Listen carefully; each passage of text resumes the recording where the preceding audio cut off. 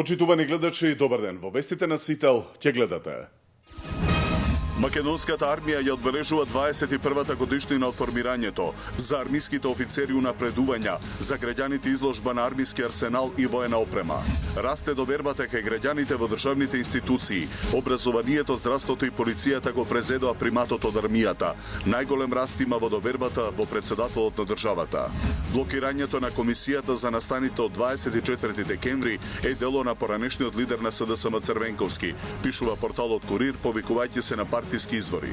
Со третиот рок за полагање на екстерните испити се заокружува овој процес, кој од годинава стана задолжителен за основците и средношколците. Досега просекот е 3,18. Бројот на жртви во Египет се зголемува. Муслиманското братство повика на нови протести. Исламските радикали ги напаѓаат и христијаните и нивните цркви. Македонската армија ја одбележува 21-та годишнина од формирањето. Централната свеченост, на која ќе присуствува и врховниот командант председателот Иванов, ќе се одржи утре. Денеска пак се одржаа бројни манифестации, од кои за јавноста верувам најинтересна ќе биде изложбата на оружје и воена опрема, од која во живо го вклучуваме нашиот репортер Иван Кузмановски. Иван, се ли е подготвено за најинтересниот момент од одбележувањето на Денот на армијата?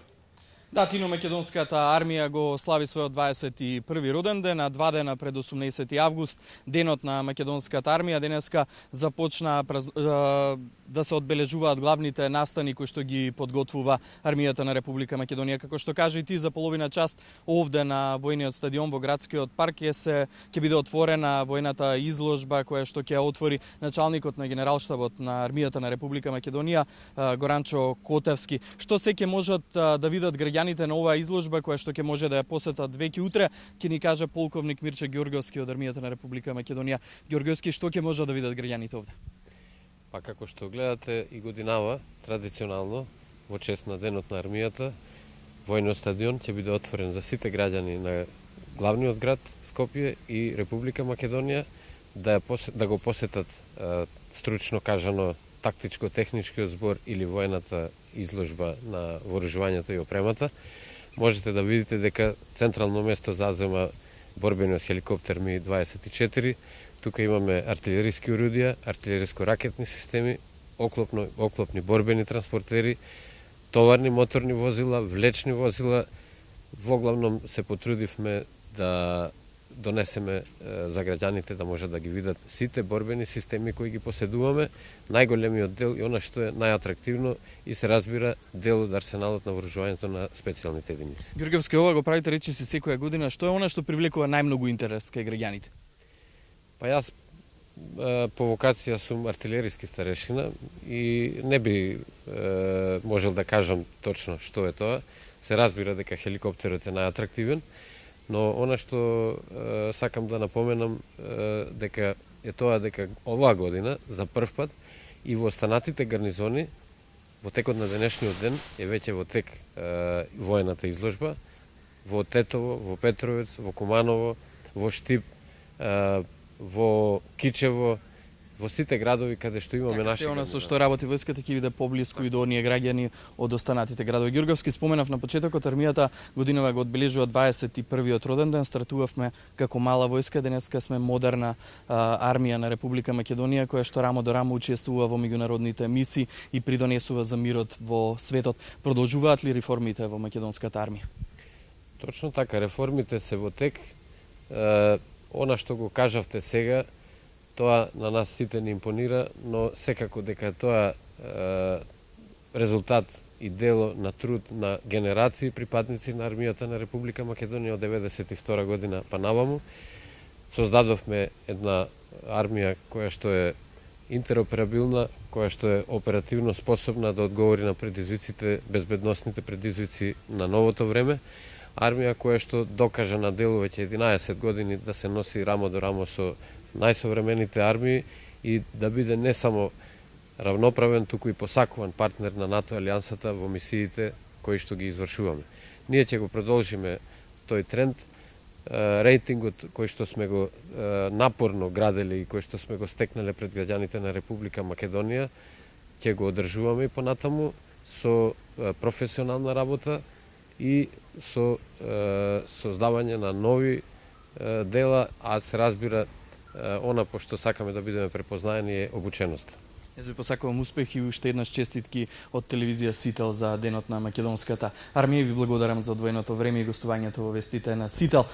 Изложбата која што се отвара овде на војниот стадион во градскиот парк е само еден од настаните кои што денеска ги направи армијата на Република Македонија. Утринава пред генералштабот имаше постројување на вработените. Еве што таму порача началникот на генералштабот на Арма.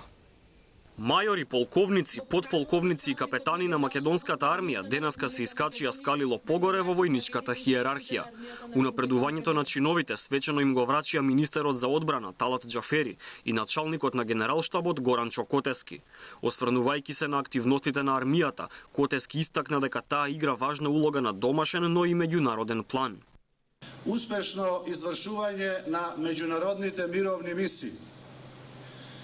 Направен е сериозен исчекор во подобрување на животниот стандард на припадниците на армијата на Република Македонија, пред се во средината каде што работат, а тоа се касарните, командите, вежбалиштата. За релативно кус период, армијата на Република Македонија успеа во НАТО да се наметне како армија со достигнат степен на интероперабилност и оперативна способност.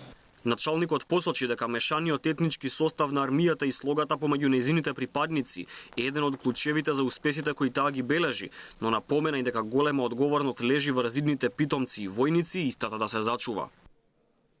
Мултиетничкиот состав на армијата е придобивка која треба да ја негуваме и како таква од секој припадник на армијата на Република Македонија бара граѓанска и мултиетничка одговорност. Македонската армија годинава одбележува 21 година од формирањето, а на утрешната централна прослава ќе присуствува и врховниот командант, председателот Ѓорѓе Иванов.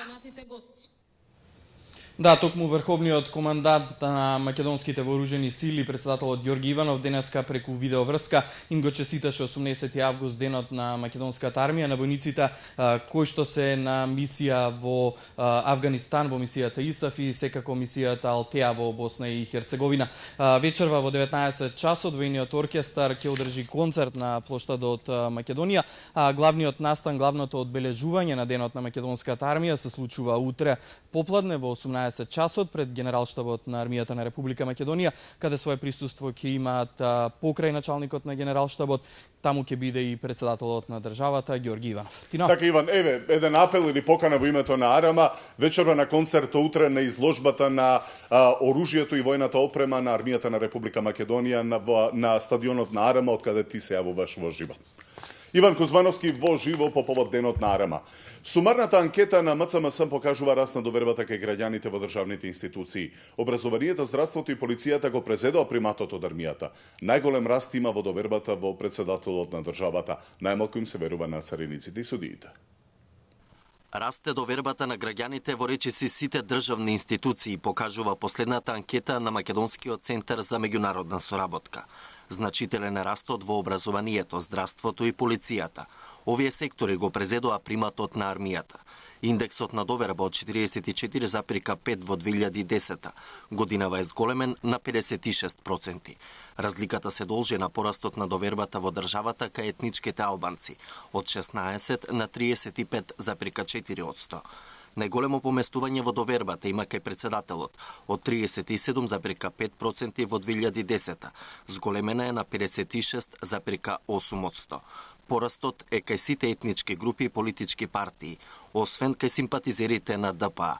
Собранието има умерено зголемување од 34,4 на 41,9%, а кај владата од 36,8 на 42,5%, но се уште е под нивото од 2008 кога довербата изнесуваше 51%. Намалена, но се уште мнозинска е довербата во меѓународната заедница. Македонските граѓани најмногу, 58,8%, веруваат во Обединетите нации, во НАТО 56,3%, а во ЕУ доверба имаат 55,8% од испитаниците. Во нив најмногу веруваат етничките албанци и симпатизерите на ДУИ. Пат на довербата има и во медиумите. Од професиите, граѓаните најмногу им веруваат на просветните работници, лекарите и на свештениците.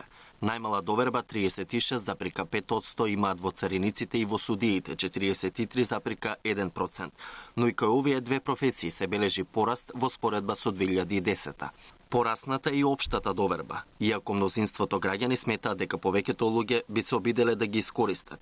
Најмногу им веруваат на соседите 68%, а само 18,3% имаат доверба во непознати. Теренското истражување на МЦМС е спроведено од 31 мај до 21 јуни на репрезентативен примерок од 810 испитаници, над 18 години од двата пола, различна возраст и региони и од сите етнички заедници. Блокирањето на комисијата за настаните од 24 декември е дело на поранешниот лидер на СДСМ Црвенковски, пишува порталот Курир, повикувајќи се на партиски извори. Црвенковски му дал насоки на Заев да не постигне договор со ВМРО-ДПМН за комисијата, а со тоа да им се наштети на македонските евроинтеграции. Бранко Црвенковски крира сценарио кој ја турка Македонија кон одземање на препораката за почеток на преговорите со Европската Унија, јавува Курир. Порталот, повикувајќи се на партиски извори, пишува дека вечниот лидер на СДСМ му дал јасни насоки на Заев дека договор со ВМРО-ДПМН околу комисијата за 24 декември никако не смее да има.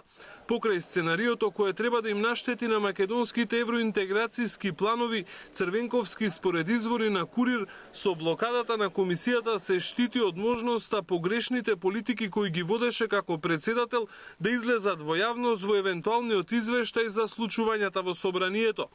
Дека Црвенковски го држи Заев во раце, според Курир покажува и последната средба на новиот председател на СДСМ со пратеничката група. На неа пратениците кои се инаку одбрани директно од Црвенковски јасно му ставиле до знаење на струмичкиот градоначалник дека не може да очекува соработка со нив доколку не ги спроведува политиките на Црвенковски и се договори со ВМРО-ДПМН за комисијата за 24 декември. Според Курир најгласни биле првите луѓе на Црвенковски, Савова, Станковиќ и Ивановски, кои како што пишува порталот на моменти биле дури и вулгарни. Ваквиот развој на настаните е само уште една потврда дека Црвенковски се уште е лидер на СДСМ, додека Заев се представува како партиски председател и дека се уште ги крира политиките на опозицијата, кои граѓаните ги казнуваат на секој изборен циклус без исклучок во последните 7 години. Експертите во повеќе наврати коментираа дека токму затоа Црвенковски е омилен лик во соседна Грција. Според нив политиките на блокади и условувања кои се заштитен знак за опозицијата, официјална Атина ги пречекува како подарок. Блокадата на комисијата и претходно инцидентите кои опозицијата ги предизвика во собранието, јужниот сосед нема да пропушти да ги искористи за блокирање на Македонија во следниот извештај на Европската комисија и да побара одземање на препораката за старт на преговорите. А новиот генерален секретар на владеачката партија Емил Димитриев најавува континуирана промена во партијата и уште поголема комуникација со граѓаните. Од нив бара да оценуваат според делата, а не според зборовите. 8 победи на ВМРО-ДПМН во низа на избори е голема одговорност, но и јасен показател дека сме на добар пат. Новиот генерален секретар на владеачката партија Емил Димитриев во интервју за неделникот Република вели дека ВМРО-ДПМН е била и останува партија на обичниот граѓанин. Ние многу честно и искрено излегуваме пред граѓаните со програма во која се содржани прецизни проекти. Тие програми не се утопија или нешто колку само напишано на парче хартија. Напротив, секој проект и секој ред напишан во таа програма се изработени во соработка со граѓаните и се рефлексија на нивните барања и потреби. Промените и ротирањата во партијата според Димитриев се клучни за одржување на добра кондиција. Челникот на највисокото партиско тело посочува дека новиот бран не е само поединечна реформа, туку постојан процес. Има кадри што се заморени од темпото на работата и тие се сменети. Има и такви што поради тежината и природата на работата, како и високите барања и резултати што се очекуваат, се откажаа. Ако е потребно да се работи со двојно работно време, ќе се прави тоа. Чистиот образ и принципите до кои држиме не смеат да бидат изневерени. Неговиот став за опозицијата е дека се без план и визија. Причината за тоа Димитриев ја гледа во немањето капацитет за кадровска смена. Таму се речиси истите луѓе цели 20 години, и ако не се тие во првите редови, тогаш се нивните клонови, кои послушно работат според нивните насоки. Таа разлика во пристапот и во суштинското гледање на процесите помеѓу нас и СДСМ се гледа во секој сегмент и секое поле. Погледнете го, например, процесот на лустрација. Ние кога почнавме со неговото иницирање, немавме никакви дилеми дали тоа треба да се реализира, ниту пак имавме некаква калкулација или пресметка. Едноставно, ајде да видиме кои се жртвите, а кои джелатите, независно денеска кој каде припаѓа или каква функција врши. СДСМ додава тој прави се за да се спречи процесот и да се фрли дамка, а таков е нивниот однос и кон другите стратегиски прашања за земјата, вклучително и евроатланската интеграција. Градоначалникот на општина Центар Андреј Жерновски до јавното обвинителство ја достави ревизијата на проектот Скопје 2014. Жерновски очекува за нив да се одлучува непристрасно. Овој чин денешен и овој предмет што го предадов представува одлична шанса според мене, но што е најважно и според домашната јавност, па би рекол и пошироко, представува одлична шанса да обвинителството докаже дека не ги третира предметите различно, туку подеднаков пристап дека ќе има. Ова е одлична шанса да докажеме дека судството во Република Македонија сепак функционира и да почнеме полека да ги бришеме оние негативни коментари кои што ги добиваме од дома, но и од Брисел дека имаме партизирано судство во Република Македонија. Денеска градоначалникот Жерновски сам се прогласи за ненадлежен градоначалник, како и за сите прашања и проблеми на граѓаните на општина Центар, така и за темата поврзана со така наречената ревизија на проектот Скопје 2014. Жерновски повторно бега од одговорноста и ја заслужува титулата ненадлежен градоначалник, обвинија од советничката група на ВМРО ДПМН. Единствено што требаше е да излезе и да се извини за сите досегашни обвинувања дека проектот е незаконски и криминален, но наместо тоа срамот и политичкиот пораз, Жерновски се труди со префрлање на одговорноста да ги засени со префрлање на одговорноста кон јавното обвинителство.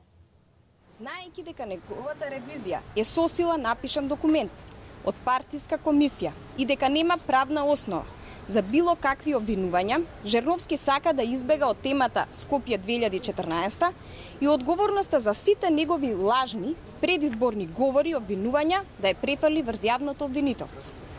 По ова сме убедени дека Жерновски по одредено време повторно ќе излезе и ќе соопшти дека обвинителството не работи соодветно. Тоа е неговото алиби и купување на време. Затоа велиме дека Жерновски е ненадлежен градоначалник. Го повикуваме Андреј Жерновски како градоначалник на општина Центар да не губи време.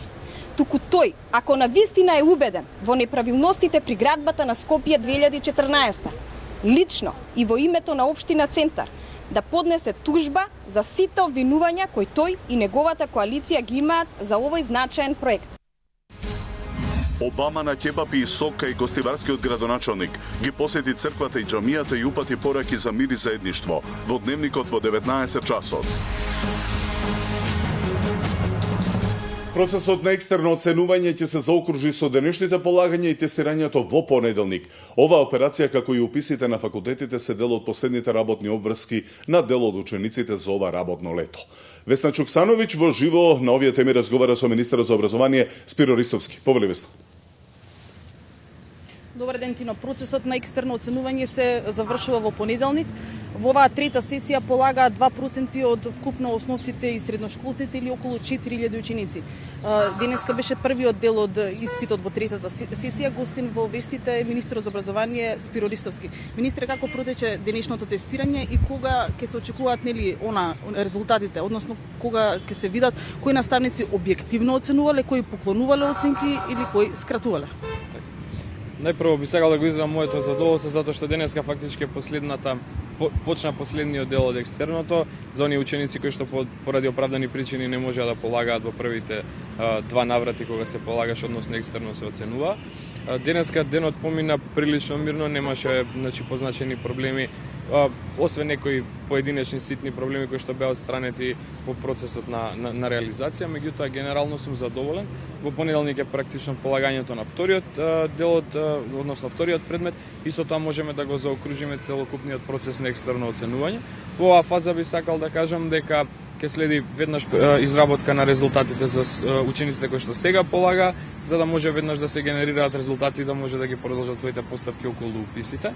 А што се однесува до оценките на наставниците и квалитетот нели на нивното оценување како резултат на проценките од екстерното, ќе се дополнително во наредниот период, веројатно од месец до два, во кој што ќе се направат анализи, бидејќи навистина станува збор за една опсежна анализа во која што треба секој наставник да биде поединечно евалуиран, неговата оценка од наставата, неговата оценка која што произлегала како резултат на екстерното оценување, кај дел од наставниците има поголем број на часови кои што ги држат по определен предмет, кај некој помалку, опфатот на децата е различен, така да ќе треба една подлабока анализа да се направи. Јас очекувам дека за едно месец и пол, па можеби 2 месеци ќе произлезе на листа во која што ќе бидат дефинирани кои наставници имаат успех, кои имаат сериозни отстапувања од квалитетот на оценувањето. Актуелно деновиве вчера и денеска е уписите на факултет. Вие како министерство, како држава ги скративте квотите на општествените науки, меѓутоа од сликата која можеше да се забележи на факултетите е дека интересот и натаму е голем. Вчера деканите на општествените науки, на факултетите за општествени науки побараа проширување на квотите и покрај намалување на квотите. Како ќе изреагира во овој момент државата? Министерството за образование соопшти дека заради квалитетот на исполнувањето на обврските по завршување на дипломирањето, практично за нас врвен приоритет ќе биде обезбедувањето на работни места. Во услови кога навистина имаме сериозен суфицит на студенти кои што завршуваат и дипломираат на општествени науки, од друга страна имаме реален дефицит на пазарот на труд на студенти кои што завршуваат на техничките факултети, ние ќе се обидеме на повеќе начини да ги мотивираме младите да се вклучуваат во рамки на техничките струки. Ние не ги укинавме општествените науки, намалени се квотите за сметка на потребите на пазарот на труд и за интересот на самите студенти во поглед на обезбедување на нивни работни места. Јас кажав, ќе повторам и сега, ние со должно внимание ќе ги разгледаме сите барања за проширување на квотите, но оваа прилика навистина повторно сакам да кажам дека нас врвен приоритет ни е гаранцијата или поголемите шанси за учениците да обезбедат работни места, односно она што го диктира понудата и побарувачката на пазарот на труд. Јас верувам дека со оглед на фактот, пак од друга страна ако ги анализирате, постојните квоти на општествените факултети се многу високи и големи во споредба со она што се квоти на техничките факултети, така да во тој дел и практично општествените науки се и во овој момент во поповолна ситуација во однос на техничките факултети. Но повторувам, ние ќе се обидеме во континуитет, ние не веруваме дека тоа преку една година може да се случи, да се промени целата перцепција и начинот на одлука, но во континуитет ќе се обидуваме да ги мотивираме младите да се вклучуваат во студии кои што се дефицитарни на пазарот на труд. Министер, јас ви благодарам. Студио доколку има прашање? Весна, ти благодарам тебе и на министерот Ристовски. Ние одиме на следната тема. Министерството за култура додели 3 милиони денари за 40 проекти на уметници од областа на креативните индустрии.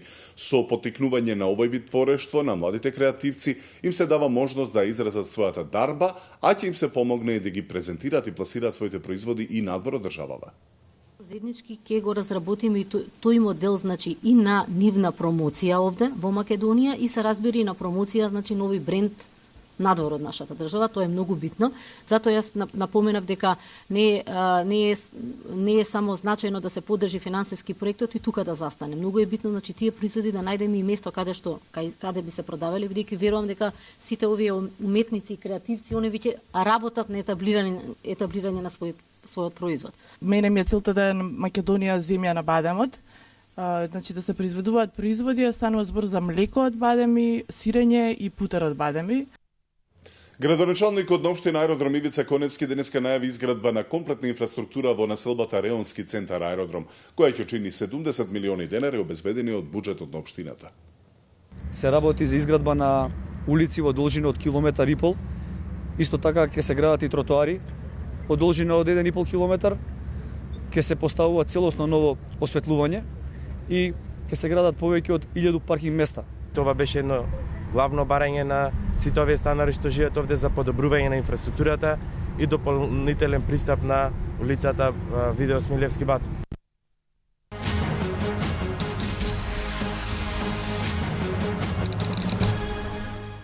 Бројот на жртви во Египет се зголемува. Според последните информации, денески има жртви во судирите помеѓу полицијата и припадниците на муслиманското братство, кое повика на нови протести. Во меѓувреме исламските радикали ги напаѓаат и христијаните и нивните цркви.